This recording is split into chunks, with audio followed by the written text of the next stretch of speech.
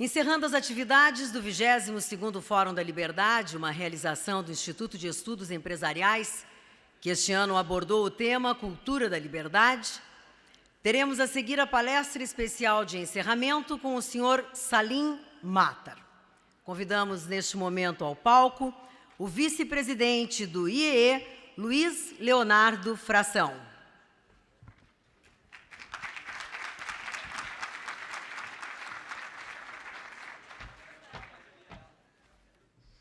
Senhoras e senhores, estamos nos encaminhando para o final de mais uma edição, a 22ª edição do Fórum da Liberdade. E esse ano o tema não podia ter sido mais acertado, apesar de nós termos decidido ele muito antes da crise econômica. Essa crise, causada por medidas socialistas, intervencionistas e principalmente populistas, vem incrivelmente taxando e rotulando, ameaçando o capitalismo e o liberalismo por ela. As digitais do Estado estão em todas as provas e em todos os lugares da crise. No entanto, eles conseguem deturpar e colocar o liberalismo como culpado. Que crise neoliberal é esta, onde o Banco Central americano mantém artificialmente os juros baixos para incentivar uma cultura de todos têm direito à moradia? Que crise neoliberal é essa, onde títulos privados são garantidos por governos? Que crise neoliberal é essa, onde 20 líderes governamentais, o G20, se reúnem durante 2 dias, emitem uma montanha de dinheiro e acreditam que a crise está resolvida? Em que parte da ideologia liberal um núcleo de planificação central representa o mercado? Uma cultura de liberdades é a chave para fugirmos do caminho da servidão, pois somente o indivíduo em uma sociedade livre, somente em uma sociedade livre, podemos extrair o que é melhor de cada indivíduo. Nenhuma pessoa irá arriscar o seu capital ou esforço, seja ele físico ou intelectual, se não puder gozar dos frutos por eles conquistados. A racionalidade humana, através de sua busca incessante, como diz Mises, de sair de um estágio de menor satisfação para um estágio de maior satisfação, é a locomotiva da geração de riqueza. E é esta geração de riqueza que é diretamente proporcional à liberdade das pessoas. As possibilidades abertas pela livre iniciativa, ao respeito da propriedade e ao Estado de Direito. E não há figura mais sensível a essas características que o empresário.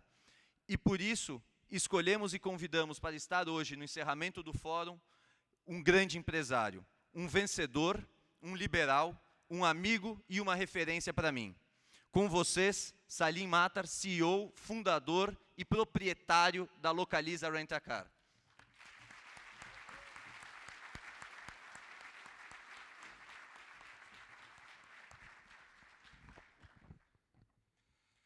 Boa noite a todos. Inicialmente, peço licença a vocês, antes de fazer a minha apresentação, fazer uma pequena confissão. Aliás, esta não é a primeira confissão que eu faço aqui nesse estado. Eu tenho uma profunda admiração pela comunidade do Rio Grande do Sul. Efetivamente, é uma comunidade cidadã, uma comunidade que procura, de alguma forma, dar a sua contribuição, principalmente no debate das ideias, contribuindo para a construção de um novo país, de um grande país.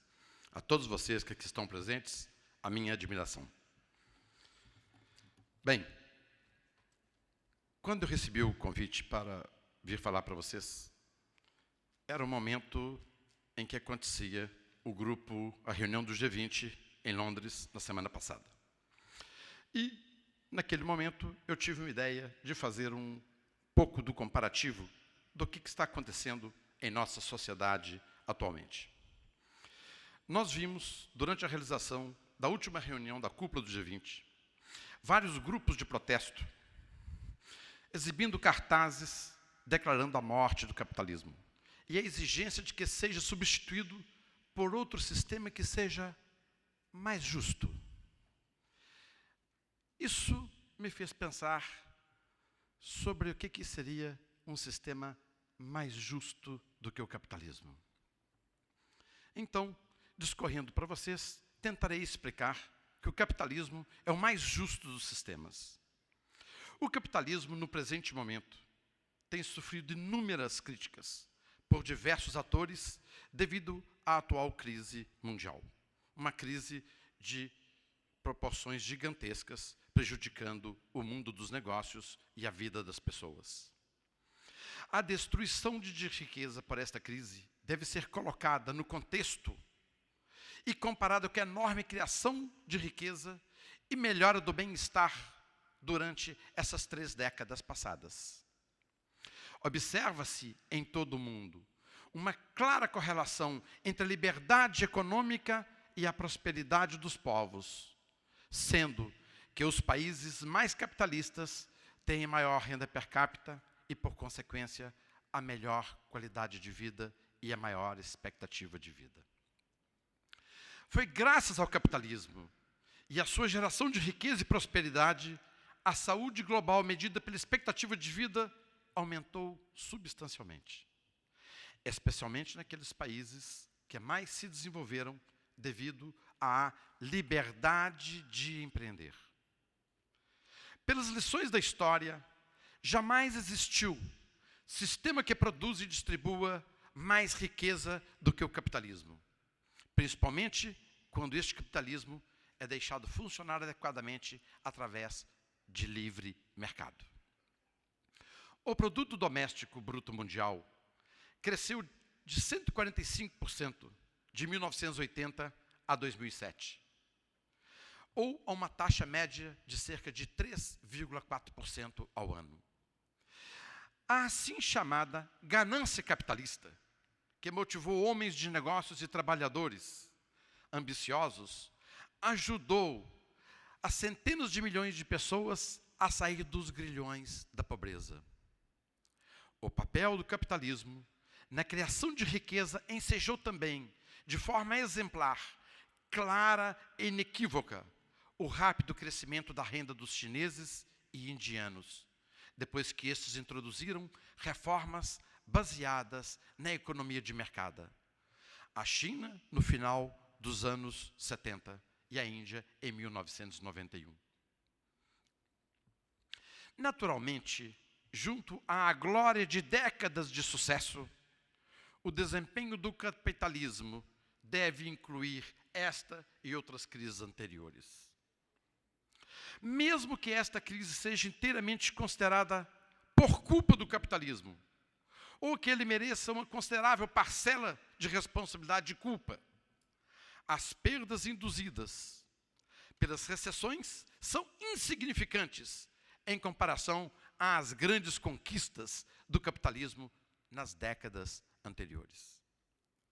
Analisemos, por exemplo, numa suposição pessimista, em que a atual crise se converta em uma recessão brutal, onde o PIB mundial tem uma retração de 10%.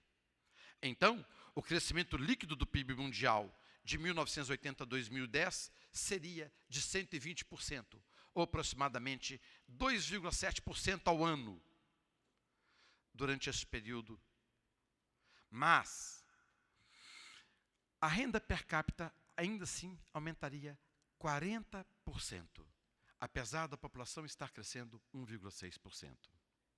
O capitalismo realmente ele produz e distribui riqueza como nenhum outro sistema jamais concebido. Não há como deixar de considerar as realizações do capitalismo. A produção, o emprego e os ganhos foram prejudicados pela crise e piorarão antes de melhorarem. Todavia, até os grandes declínios representam pausas no progresso de longo prazo, se conservarmos os fundamentos necessários para o crescimento de longo prazo. Este crescimento vai depender dos investimentos de capital, investimentos em pessoas e na produção de conhecimento novo. Isso requer um ambiente econômico estável. A incerteza sobre o alcance da regulação que os governos, neste momento de desespero, pretendem fazer, provavelmente terá consequência não intencional de tornar aqueles investimentos mais arriscados. Se nós pudermos comparar o que está acontecendo com o sistema capitalista é que não existe nada perfeito. Se nós compararmos com o globo terrestre, que é o lugar que nos acolhe, onde existe vida, existe essa beleza, essa maravilha de tudo isso que nós somos, até mesmo a Terra tem os seus ajustes. Em certos momentos, cataclismas da natureza, terremotos, são as placas tectônicas se ajustando. Às vezes, nesse ajuste, provocam tsunamis. Mas é um ajuste necessário para que no futuro essa terra esteja cada vez mais bem protegida. Assim também, o capitalismo passa por seus momentos em que ele se autoajusta, porque ele é um mercado que se ajusta a cada milésimo de segundo, porque tem milhões e milhões de atores. E, neste momento, nós estamos passando por um período de ajuste, de mais precaução, porque se nós imaginarmos que 30 mil anos atrás, quando ainda não éramos os homens que nós somos hoje, vivíamos em árvores, e enquanto aborígenes, descobrimos que a savana poderia ser um ambiente propício para a nossa vida, procriação, alimentação e diversão. Então, há 30 mil anos, nós decidimos ousar e descemos das árvores. E amedrontados fomos para as savanas. E ali encontramos perigos. Quantas vezes não tivemos que retornar às árvores? Mas fomos gradualmente ampliando o nosso conhecimento daquele mundo diferente, mas que a nós parecia ser o mundo do futuro, como de fato aconteceu. Então, quando fomos à savana, nós fomos e carregamos em nosso DNA um pouco de medo, porque existiam muitos perigos na savana. E este medo, ou esta motivação de descobrir o novo, está dentro do nosso DNA. E isso, em certos momentos, isso se manifesta no indivíduo, nas comunidades. E eu vou relatar a respeito um pouco de medo, quando nós falarmos um pouco mais adiante sobre os investimentos deste momento. E muitas vezes falamos assim, quem seria culpado de Madoff fazer com que 60 bilhões de dólares virem pó? Madoff é culpado, ele será preso e vai receber uma grande pena. Será que somente ele é o culpado?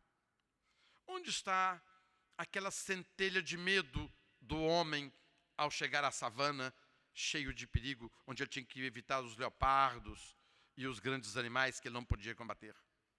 Dentro do homem tem sim uma centelha de medo, de precaução, de cuidado. Se dirigimos por uma rua, por uma estrada tortuosa, temos que ser cuidadosos na velocidade que dirigimos. E não podemos imputar à estrada a responsabilidade pelo acidente que cometemos, por estar, às vezes, em uma velocidade incompatível com aquela estrada. Voltando a Madoff, será que a culpa foi somente de Madoff?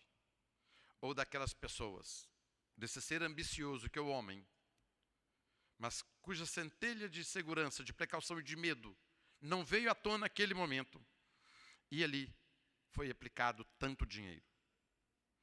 Quando uma instituição aplica 6 bilhões de dólares num fundo, sem conhecer que fundo é este, podemos dizer que o culpado é apenas o Madoff do fundo? O culpado foi o gestor, que esqueceu de acender a sua centelha de cuidado, de precaução, de medo, e fazer uma melhor análise de onde ele colocaria tanto dinheiro. Isso é o que nos faz, o que nos motiva a entender melhor o mercado. É que as coisas acontecem sempre diferente, não há uma rotina, e é o mercado constantemente amadurecendo. A ausência de prosperidade nos países não capitalistas da América Latina, da África e outros, por falta de educação e de liberdade econômica, mostra que a falta de capitalismo, que por sua vez depende substancialmente daqueles dois fatores, impede estes países de produzir e distribuir riqueza no nível dos países capitalistas. Os governos não devem, assim, dificultar que mercados que foram impedidos de proporcionar crescimento rápido às economias pobres da América Latina, África e de outras, por meio de protecionismo, também tenham participação limitada na economia global. No artigo A Importância da Liberdade, de James Dorr, vice-presidente do Cato Institute e professor de economia da Towson University, em Maryland, nos Estados Unidos, o autor defende que aquelas nações que fracassaram na adoção da liberdade como princípio primordial, também fracassaram em perceber os benefícios da liberdade. Elas ignoraram a grande ideia liberal, articulada em A Lei de Frederic Bastiat, em meados do século XIX, de que a solução do problema social está na liberdade. Por problema social, Bastiat referia-se ao problema de coordenação que controla todas as sociedades, isto é, o problema de satisfazer os desejos das pessoas por bens ou serviços sem planejamento central. A beleza do sistema de mercado, baseado nos direitos de propriedade privada e liberdade de contrato, é que permite que os indivíduos continuamente se ajustem às novas informações sobre desejos, recursos e tecnologia e que se engajem em trocas mutuamente benéficas.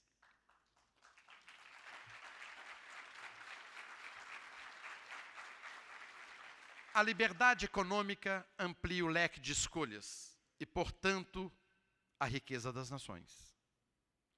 Os países com maior liberdade econômica têm um padrão de vida mais alto do que aqueles com menos liberdade. Temos que sempre repetir o óbvio. Além disso, os países que se liberalizaram mais rapidamente, segundo foi medido pelo Índice de Liberdade Econômica, tenderam a um crescimento mais rápido que os países que fracassaram na liberalização ou que se liberalizaram mais lentamente.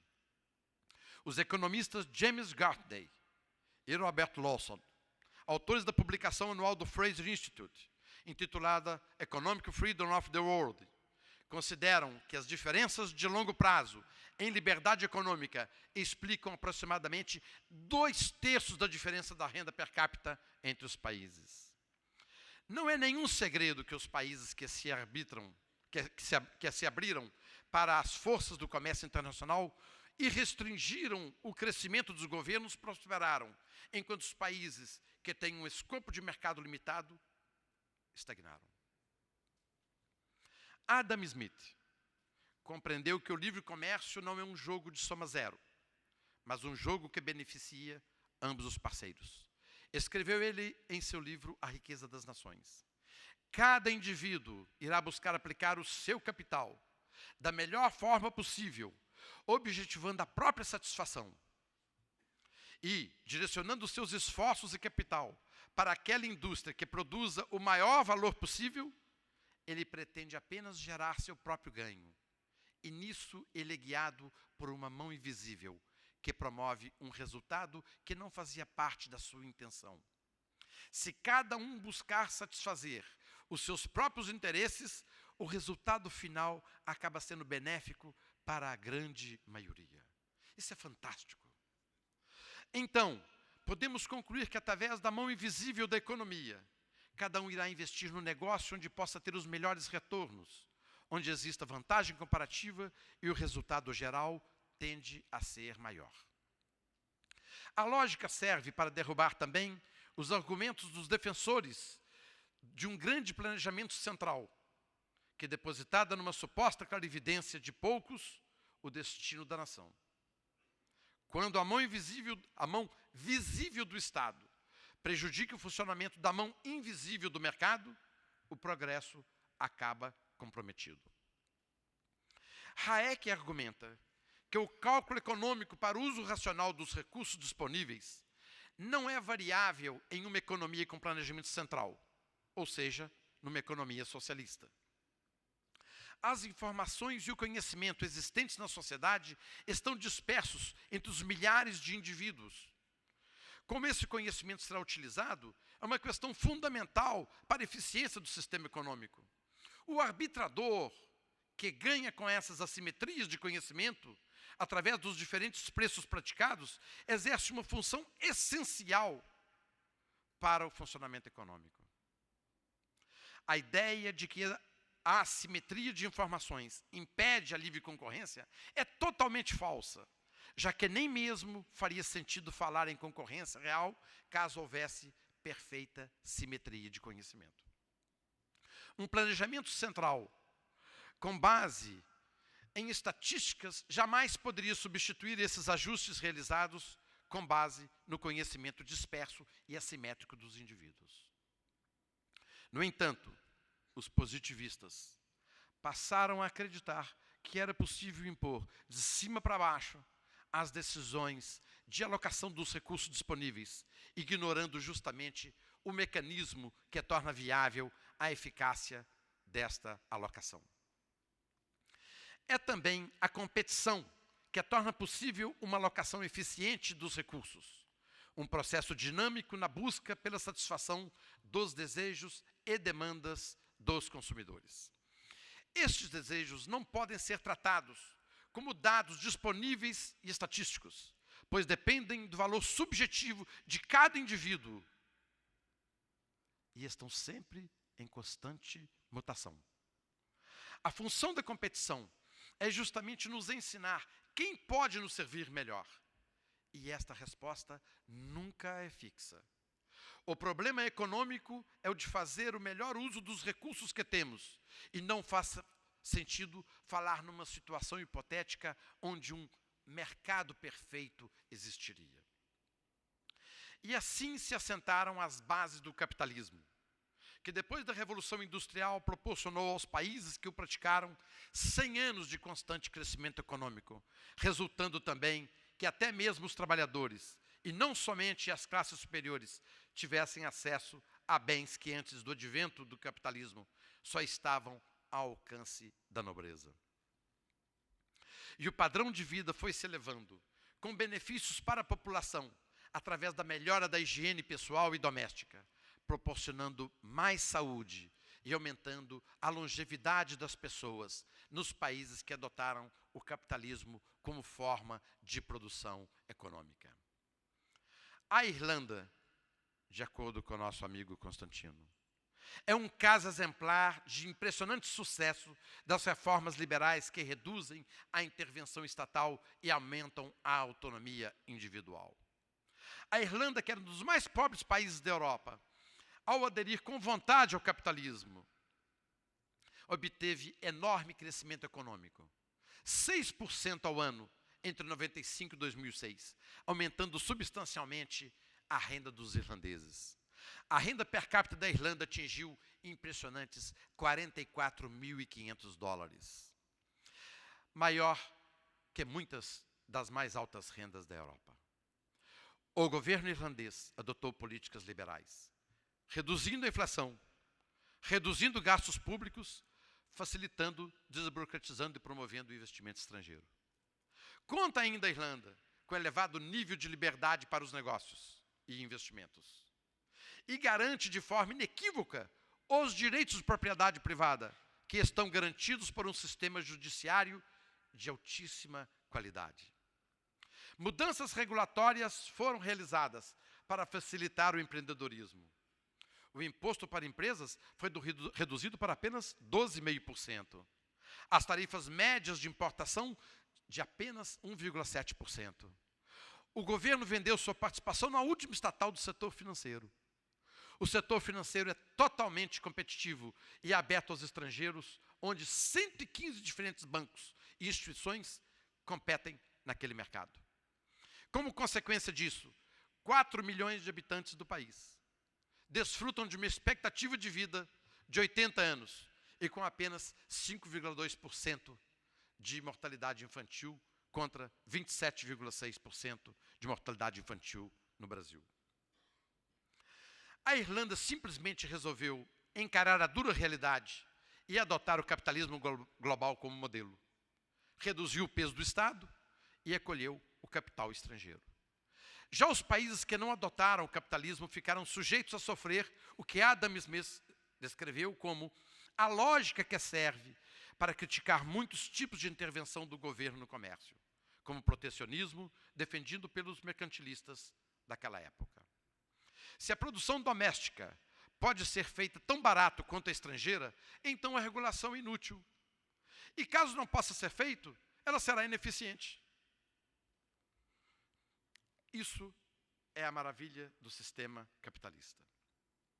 Mas nós tivemos a Grande Depressão.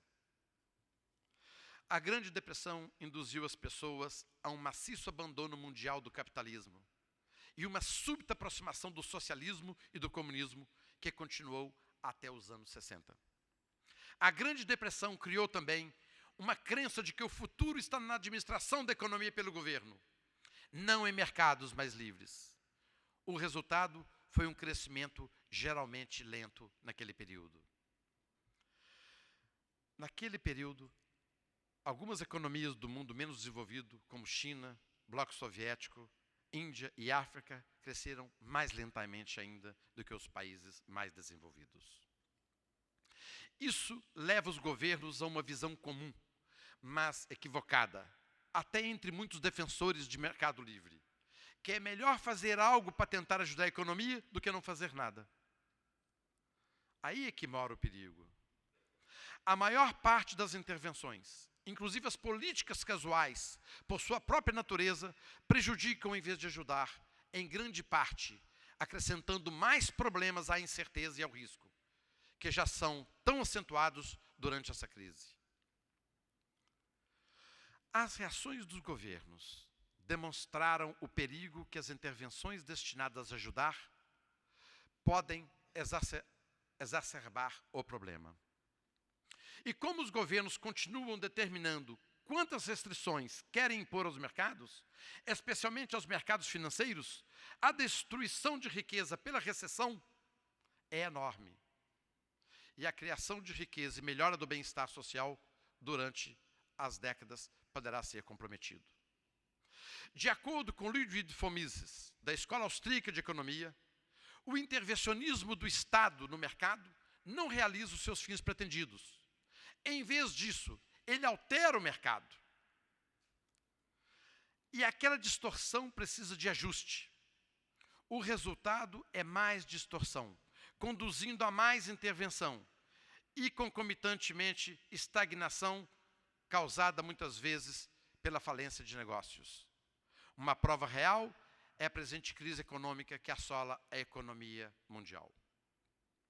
O presidente Herbert Hoover, dos Estados Unidos, fez intervenções no mercado com gastos públicos para tentar aumentar o nível de emprego causado pela Lei Federal Americana de 1913, que garantia uma linha direta de crédito pelo Tesouro para financiamento da casa própria através de hipotecas. Tal fato expandiu de tal forma o crédito bancário que resultou na formação de um verdadeiro castelo de cartas nos investimentos especulativos na Bolsa de Nova York, causando a queda daquela bolsa em 1929 e levando os Estados Unidos e o mundo à maior depressão econômica da história. Eleito, o presidente Franklin Roosevelt aplicou as ideias do economista inglês Lord John Maynard Keynes, que recomendavam que o Estado deveria gastar em investimentos para reanimar a atividade econômica reduzida e promover o aumento da taxa de emprego. O professor Friedrich Hayek, ex-aluno do professor Ludwig von Mises na Escola Austríaca de Economia e colega de Keynes na Universidade de Cambridge, na Inglaterra, avisou que os elevados gastos estatais trariam inflação, nova queda na atividade e novo surto ainda maior de desemprego. Isso só não ocorreu porque estourou a Segunda Guerra Mundial e, em 1939, os Estados Unidos, que só entraram na guerra no fim de 1941, após um bombardeio japonês à base naval americana de Pearl Harbor, no Havaí, passaram a fornecer à Europa não apenas armas, munição, veículos e soldados, mas aviões, tanques de guerra, petróleo, alimentos, vestuário e remédios. Como resultado, o PIB americano cresceu 6 vezes no período da guerra, de 1941 a 1945, camuflando, assim, uma inflação que estava chegando. Em 1938, o presidente Roosevelt interveio no mercado e criou duas empresas de financiamento da habitação: Fannie Mae e Freddie Mac, para financiar hipotecas a juros reduzidos, garantidas pela Federal Home Administration. Elas foram usadas por cada presidente que sucedeu a Roosevelt, como um meio de realizar um estranho valor americano, de que cada cidadão deve possuir uma casa, não importa quem. Assim, deram permissão legal a essas duas companhias para comprar hipotecas privadas e incorporá-las às suas carteiras, às subprimes, ou hipotecas de segunda mão. Mais tarde, os governos Lyndon Johnson e Richard Nixon, elas novamente foram estatizadas, ou semi-estatizadas, ou transformadas em empresas públicas, e venderam ações nas bolsas. As pessoas chamaram essa venda de ações de privatização, mas não foi o que aconteceu. Elas continuaram transvestidas de estatais, ou transvestidas de empresa privada, e com o mesmo acesso a uma linha garantida de crédito junto ao Tesouro dos Estados Unidos, com direitos a taxas de juros mais baixas do que qualquer uma de suas concorrentes do setor privado. Nos anos 70, a inflação prevista por Friedrich Hayek ocorreu, virando o que se chamou então de estagflação, misto de estagnação econômica e inflação. Depois da crise do primeiro choque do petróleo nos anos 70, em que os árabes da OPEP multiplicaram por 10 os preços do petróleo, o presidente Richard Nixon acabou com o que restava do padrão ouro para regular a moeda americana, o dólar, e adotou o câmbio flutuante. Os Estados Unidos estavam, então, com inflação elevada, tendo o Fed, Banco Central Americano, subido a taxa de juros para a compra de títulos do Tesouro para 6% ao ano, numa política monetária para controlar a inflação. Mais tarde, o Fed, sob a presidência de Alan Greenspan, abaixou a taxa de juros dos fundos federais de 6% em janeiro de 2001 para 1%, até junho de 2004, por cerca de 3 anos e meio, causando uma explosão inusitada dos empréstimos hipotecários. Sem a baixa agressiva e prolongada das taxas dos juros pelo Fed, os empréstimos hipotecários não poderiam ter explodido daquela maneira. Tudo aconteceu, então, por causa da taxa de juros. A política monetária adubou o terreno para várias atividades que não teriam sido viáveis sem aquela facilidade. Mesmo se as autoridades tivessem mantido controles fortes sobre os empréstimos hipotecários, enquanto ao mesmo tempo criavam dinheiro do ar rarefeito, como escreveu Frank Shostak em seu artigo de 29 de setembro de 2008, os excessos teriam surgido em algum outro setor. Os bancos acabaram tendo ativos ruins e não hipotecários. A política do Fed foi o ponto crucial do problema. Assim, antes que culpar os sintomas, o que é necessário é deixar o mercado trabalhar e fechar todos os buracos que permitem a criação de dinheiro e crédito a partir do nada, como defende Shostak. É sempre assim. A intervenção do governo traz problemas, e as autoridades acham que o remédio é mais intervenção, como ensinou Fomices, jogando sempre a conta para o pagador de impostos. Eles juram que qualquer outra opção seria devastadora para o já sofredor mercado da habitação. A razão deste setor estar tão inflado é que os bancos sabiam que a Fannie Mae e Freddie Mac seriam capazes de comprar qualquer dívida de hipoteca criada pelo sistema bancário. O resultado está no pânico que tomou a conta dos mercados mundiais e que Lula achou que chegaria ao Brasil apenas uma marolinha, e não esse tsunami que atingiu a Europa e a Ásia no dia 6 de outubro, chamada a Segunda-feira Negra, como foi assim chamada. Mas veja que não estamos falando sobre o fracasso do mercado. Embora a imprensa e o governo americano estão se esforçando para tentar encontrar um culpado para essa calamidade. Foram os tomadores de empréstimo ou foram os bancos os culpados? Mas a origem dessa tragédia foi a legislação federal americana. Essas duas companhias, Fannie Mae e Freddie Mac, não são entidades de mercado. Elas foram, por muito tempo, garantidas pelo Tesouro, ou seja, pelos contribuintes. Assim, aconteceu com a atual crise da habitação.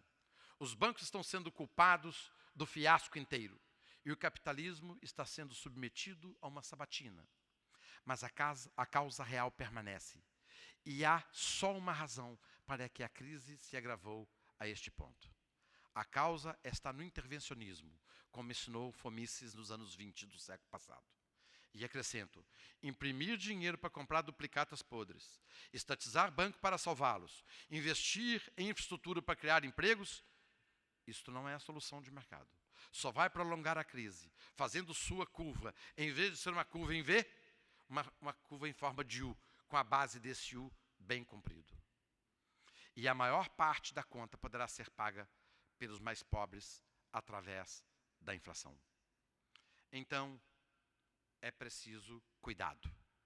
As reformas financeiras e a regulação do mercado e outras medidas não devem se arriscar a provocar a destruição da fonte desses ganhos de prosperidade, que é o capitalismo. A maior parte das intervenções, inclusive as políticas casuais, por sua vez, e por sua própria natureza, prejudicam em vez de ajudar. Em grande parte acrescentando problemas à incerteza e ao risco, que já são acentuados durante esta recessão. As reações dos governos demonstram o perigo do problema se acerbar em função dessas intervenções destinadas a ajudar. As intervenções do Tesouro dos Estados Unidos nos mercados financeiros, de trilhões e trilhões de dólares, acrescentaram mais incertezas e reduziram a velocidade de resposta do mercado, que ajudariam a estabilizar e recapitalizar o sistema. O governo ignorou contratos e recompensou muito daqueles cujas decisões erradas ajudaram a criar a desordem.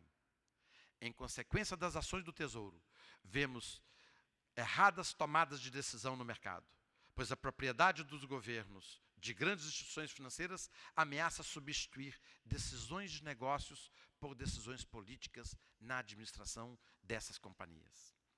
Enquanto tais medidas dramáticas podem ser tomadas, elas provavelmente terão sérias consequências adversas.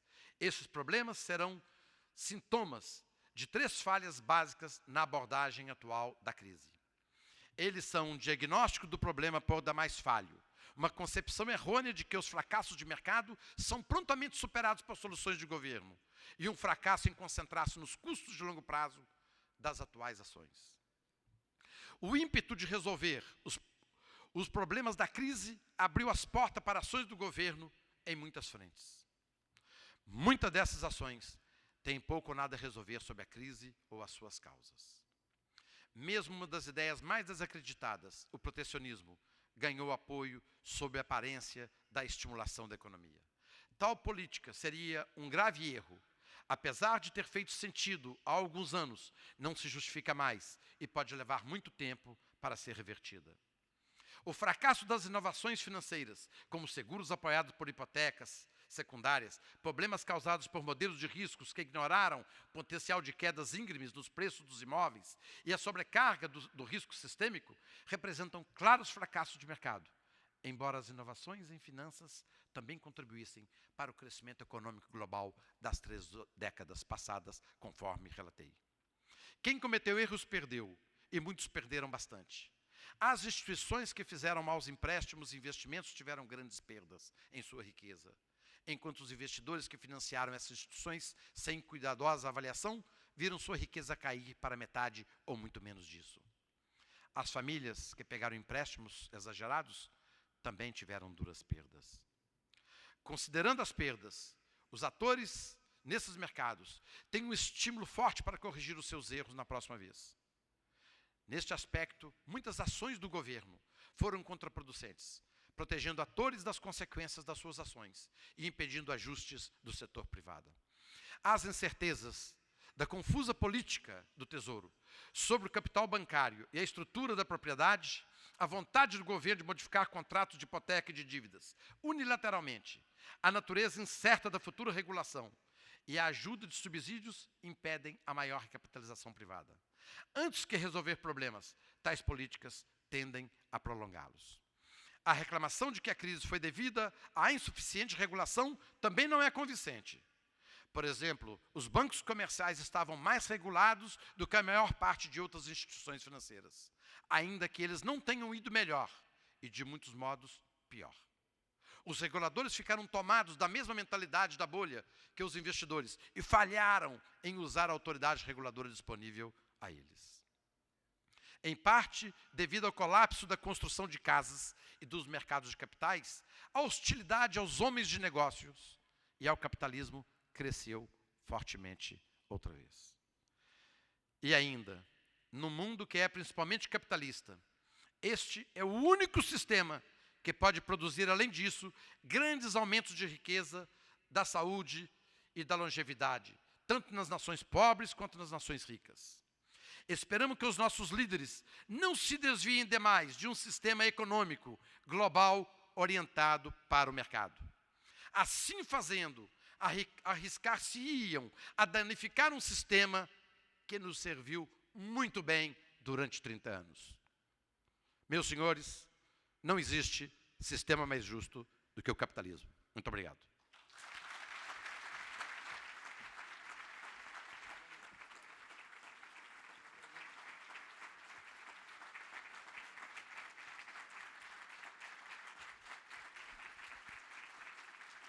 Salim, muito obrigado. Parabéns pela exposição. Já chegaram algumas perguntas aqui e vou prontamente começar para a gente poder aproveitar. Atualmente no Brasil, uma das maiores preocupações do povo brasileiro é a questão do emprego. Afinal de contas, quais são os empecilhos à geração de emprego? A legislação trabalhista, o salário mínimo, os encargos sociais, eles ajudam ou acabam atrapalhando? O governo, quando interfere no sistema de emprego, a intenção do governo é ajudar. Porém, como é intervenção, ele não sabe da consequência que vem prejudicar. Então, tudo que o governo, se nós temos hoje uma taxa de desemprego elevada, nós podemos acreditar essa taxa de emprego graças a uma péssima legislação trabalhista que nós temos, a burocratização que existe nesse país, dificultando o empreendedor, a elevada taxa de juros proveniente de um governo que gasta mais do que arrecada, com grandes déficits em conta, de um dinheiro do governo que é mal aplicado, de corrupção dentro do Estado. Enfim, se nós formos analisar todas as causas do desemprego, nós vamos verificar o seguinte: nós não vivemos num país de regime capitalista. Uma grande parte da economia brasileira está na mão do Estado. Ele possui os maiores bancos, ele possui o Banco Central, que emite moeda, ele possui o poder de regular.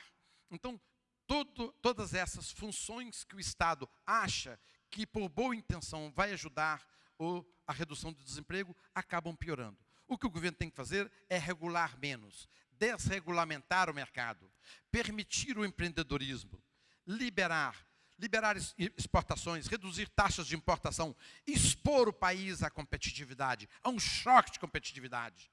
E nós, com o tempo, nos acomodaremos, como aquelas placas tectônicas de que eu disse, também o nosso país vai se acomodar e vai produzir aquilo que ele pode produzir comparativamente bem e que ele pode competir no mercado internacional, mas sem proteções do exterior. Sobre o desemprego, eu gostaria apenas de acrescentar o seguinte, que toda vez que existe desemprego, quando o Estado é muito grande, sempre nós vemos que, de uma certa forma, o Estado também facilita a contratação, aumentando, então, o peso e o tamanho do Estado. Então, a intenção do governo e do Estado, do governo, nessa hora é boa. Ok, eu vou arrumar mais vagas no Estado para tirar pessoas que estão desempregadas. E o resultado é mais pessoas na máquina pública, um Estado mais inchado, e menos capital, menos dinheiro para investimento no país. Muito obrigado.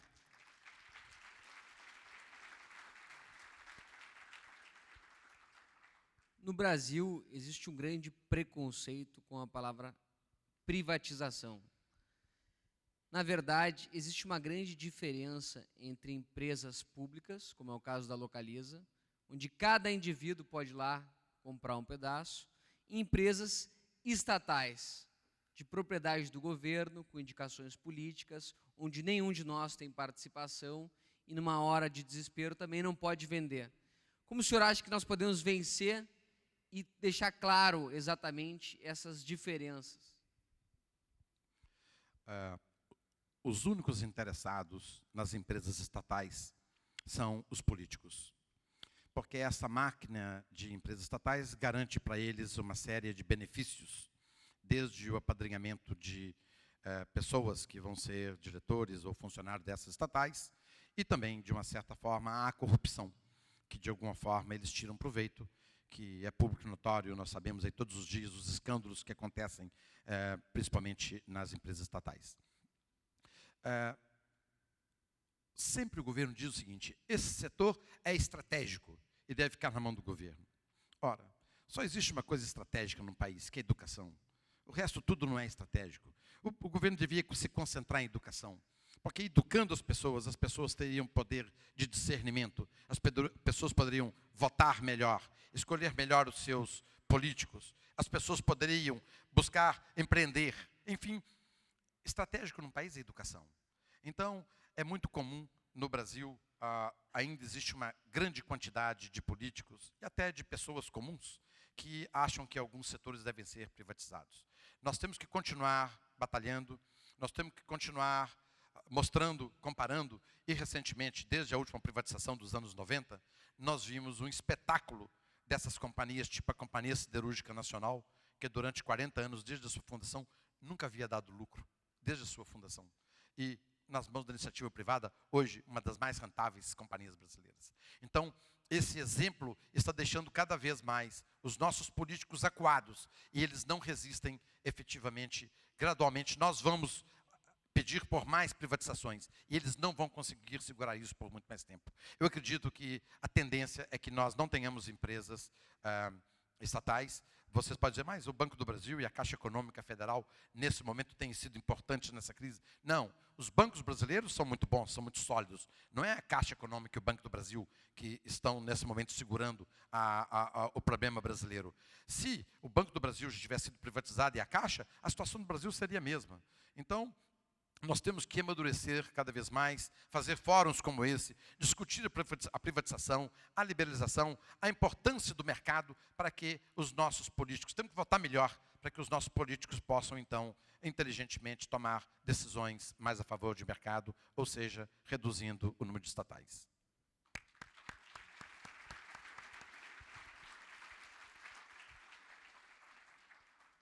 Durante muito tempo, alguns empresários se serviram do poder público. Pediram subsídios, reserva de mercado, tabelamento de juros. Isso mostra, muitas vezes, uma incoerência de valores. De um lado, querem a competição, mas de outro, querem ser protegidos, querem a benesse do Estado. Como o senhor vê hoje o perfil do empresariado brasileiro e essa meia-culpa que nós temos que fazer para avançar com base em valores sólidos e, acima de tudo, coerência? Nós temos que entender um pouco da história do Brasil. Lembre-se que Dom João VI chegou ao Brasil em 1808 com toda a sua corte. E naquela época era o mercantilismo, era o amigo do rei, em que ele destinava a seus amigos certas fatias da economia existente naquela época. E isso está entranhado nas raízes do nosso país e da América Latina. Nós precisamos nos livrar disso. E eu acredito que nós já avançamos muito nisso. Eu acredito que o Brasil hoje já goza de uma iniciativa privada muito forte, e cada vez mais o número de dependentes do governo, ou de serviço do governo, ou de compras do governo, cada vez está sendo mais reduzido. E eu também acredito que as pessoas, até mesmo os empresários que de alguma forma hoje, por força de circunstância, isso aconteceu, ele depende do governo. O governo é um grande comprador, ele é um grande contratador de serviços. Então, ele tem uma certa dependência, não há o que negar. Então, eu acredito que esses empresários de hoje são mais sábios. E eles estão participando desse jogo, de acordo com essas regras do jogo hoje. Mas eles estão inteligentemente, sabiamente, se preparando para um jogo de mercado livre daqui a pouco. Então, eu acredito que o empresariado brasileiro tem dado demonstrações fantásticas no sentido de cada vez mais se afastarem do governo.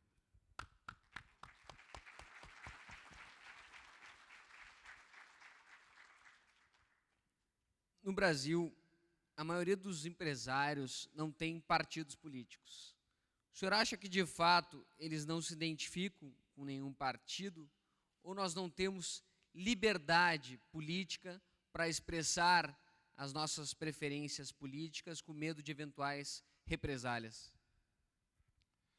Você tocou num ponto bastante sensível, porque, de fato, nós, empresários brasileiros, por uma coisa histórica, nós não somos de aderir a partidos políticos.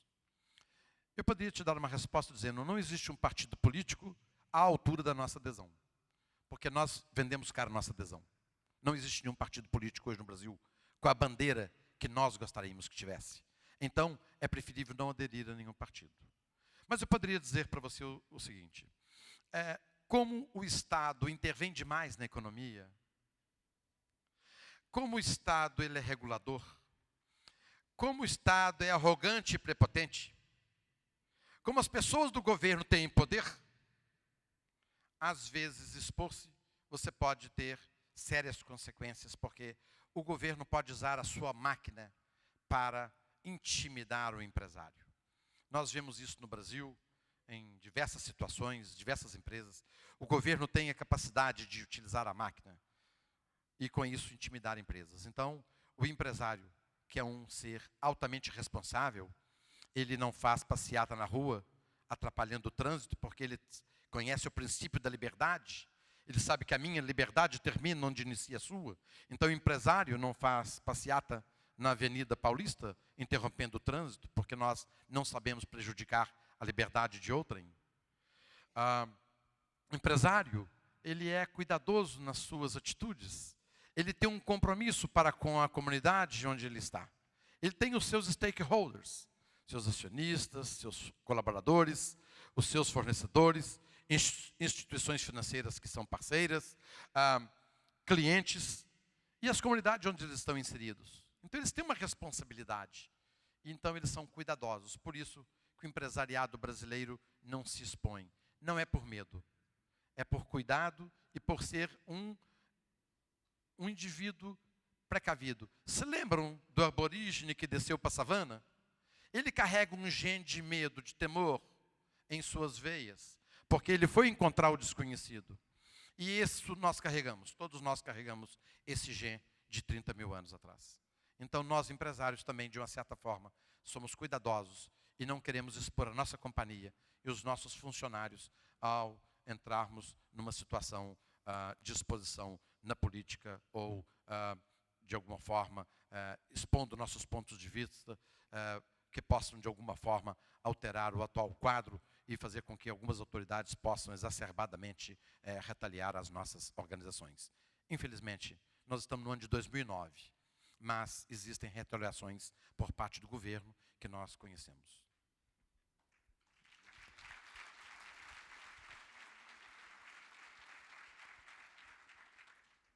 Um dos grandes problemas, um dos grandes desafios do Brasil é a questão da pobreza, da miséria. Como solucionar? Será que a alternativa assistencialista vai ter um impacto positivo no médio e longo prazo, ou existem alternativas melhores? Só existe uma alternativa para acabar com a pobreza. Ampliar o grau de liberdade. Só isso. Tem que ampliar o grau de liberdade. E o governo, por sua vez, proporcionar educação. Se não acontecer isso, se não tiver grau de liberdade no país, se não tiver educação, nós vamos continuar convivendo com a pobreza. Não é a geração de emprego que reduz a pobreza. É o grau de liberdade. Facilitar que as pessoas possam empreender. Desburocratizar, facilitar com que as pessoas possam abrir seus negócios num prazo curto de tempo. Facilitar a entrada do capital estrangeiro. Liberdade. Quebrar todas as barreiras possíveis de regulação. Então, acabar com a pobreza, o melhor caminho é através do aumento da liberdade.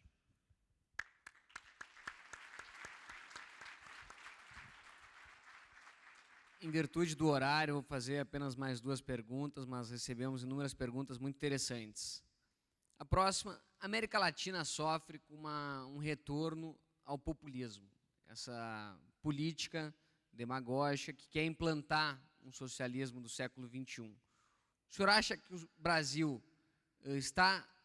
pode ser vítima dessa mentalidade, ou a sociedade civil brasileira já está madura, articulada o suficiente, e temos, de fato, instituições sólidas que não vão deixar esse populismo tomar conta do nosso país? Acho difícil isso acontecer no Brasil pelo estágio em que o Brasil já se encontra. Nós não somos um país plenamente capitalista, mas nós temos um capitalismo arraigado. Nós temos aqui no Brasil uma grande classe média. Nós temos algumas instituições fantásticas que funcionam maravilhosamente bem. Nós temos um exemplo aqui agora, por exemplo, de um banco central independente. Explico. Enquanto Meirelles estiver lá, nós temos um banco central independente. Então, reparem que nós temos instituições fantásticas no momento. Então, eu acredito que esse risco para o Brasil já passou. O grau de educação no Brasil, o grau de democracia no Brasil, você verifica que o Brasil é um país que dá um show de eleições. Então, a máquina democrática no país funciona. Então, eu diria que no estágio que nós nos encontramos, isso é uma coisa muito remota. Mas a gente vê que o governo, os políticos tentam cada vez mais procurar, de alguma forma, fazer com que, através de um discurso populista, possam se perpetuar por mais tempo nas suas posições de governo. Muito obrigado. A última pergunta, na verdade, seria quase uma mensagem. A sua história é uma história fantástica de mérito, de trabalho, de empreendedorismo. Nós estamos diante de um público, grande parte desse público são universitários, jovens, pessoas que estão no seu trabalho desenvolvendo a sua atividade econômica. O que o senhor deixa de mensagem para essas pessoas em relação ao futuro do país, ao futuro dela, considerando toda a sua experiência de vida? É muito difícil, em poucas palavras, poder dizer alguma coisa sobre isso, mas eu diria para vocês que aqueles todos que estão empreendendo, que desejam empreender, procurem entender o que é mercado. Se vocês entenderem o que é mercado, vocês terão uma grande chance de sucesso em seus negócios. Porque se você entender o mercado com suas consequências, com as suas necessidades, vocês vão poder, no produto ou serviço que você prestar, você vai poder ter um negócio de sucesso. Eu explico melhor. Quando você tem um conhecimento do pleno funcionamento do mercado, quando você tem o pleno conhecimento do sistema de preços, a que rapidamente eu me referi, quando você tem um ligeiro conhecimento sobre a alocação dos seus recursos, quer os recursos de capital, quer os recursos de pessoa, quer os recursos de conhecimento, e se você concebe como que isso funciona, você poderá então montar um negócio. Agora, você tem que ser, num país como o nosso, você tem que ser muito persistente. Eu me lembro de alguns momentos na minha vida empresarial que foram momentos muito turbulentos. Durante um período de tempo, por culpa do governo, nós tivemos uma inflação diária de 3% ao dia. Imaginem o que é conviver com uma inflação de 3% ao dia. Ok, isso é uma coisa que o governo ocasionou. Quem faz inflação não somos nós, quem gera inflação é o governo, através da sua gastança. Então, isso marcou muito a minha companhia. Marcou muito a minha companhia nos anos de 1986 e 1988, que o governo interveio de novo na economia. E para você comprar um carro naquela época, você tinha que pagar um compulsório de 30% do valor do carro. Então, você tinha que recolher ao imposto de renda 30%. E com aquela guia na mão, você ia na concessionária e aí sim você poderia comprar o carro. Mas primeiro você paga o imposto antecipado, que seria devolvido 10 anos depois, mas que vocês sabem que as coisas não são assim e esse dinheiro nunca foi devolvido. Então, o governo, se a gente pudesse dizer, numa palavra não é muito elegante, mas uma palavra mais objetiva e clara, o governo é um ladrão. Ele tomou um dinheiro nosso, prometeu devolver.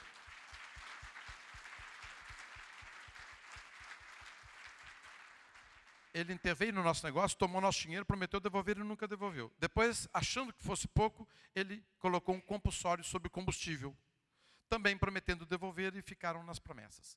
Mais do que isso, um certo dia, você imagina você empresário, naquela época eu tinha cerca de 1.000 funcionários, e eu tinha cerca de 6.000 carros naquela época, e de repente eu acordo e eu verifico que toda a minha poupança da minha companhia foi confiscada no banco pelo governo.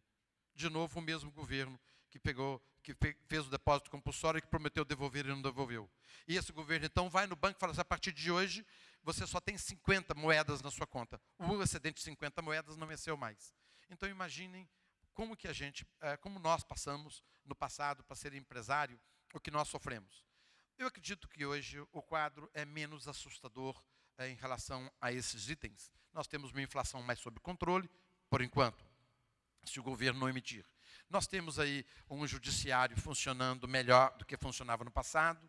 Nós temos hoje um pouco mais, temos uma imprensa mais livre hoje do que tínhamos no passado. Nós temos hoje um pouco mais de poder, nós como consumidores, e nós como contribuintes, e nós como cidadãos, temos um pouco mais de poder, porque podemos nos fazer ouvir mais do que no passado. Mas eu diria que você precisa ser obstinado. Você vai encontrar muitos obstáculos na frente. Você não pode desanimar.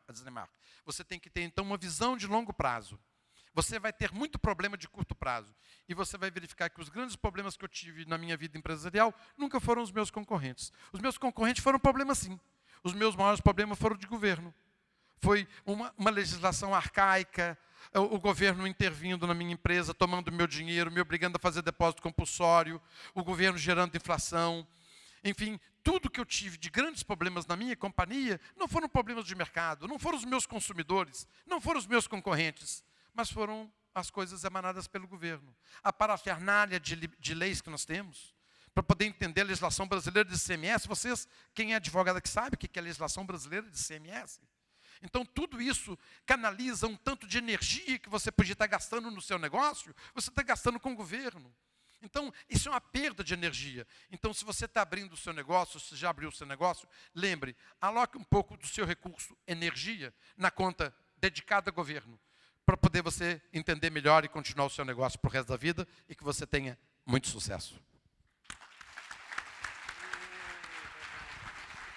Muito obrigado, Salim, parabéns pela excelente palestra. Senhoras e senhores, obrigada pela presença de todos, tenham todos uma boa noite, obrigada pelo preenchimento das fichas de avaliação e a devida entrega na secretaria do evento, e até o 23º Fórum da Liberdade, no próximo ano de 2010. Até lá. Obrigada.